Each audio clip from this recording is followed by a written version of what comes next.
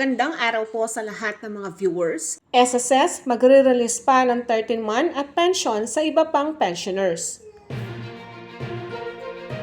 May mga iba pang SSS pensioners na hindi nakatanggap ng kanilang SSS 13-month at pension.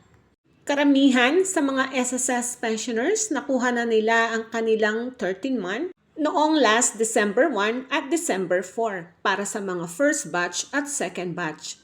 Ngunit may mga SSS pensioners pa rin na hindi natanggap ang kanilang 13-month at pension.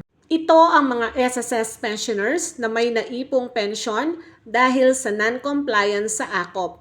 Para sa mga pensioners na may ganitong sitwasyon, paalala lamang po sa December 16, 2024 ang pag-release ng inyong 13-month at pension.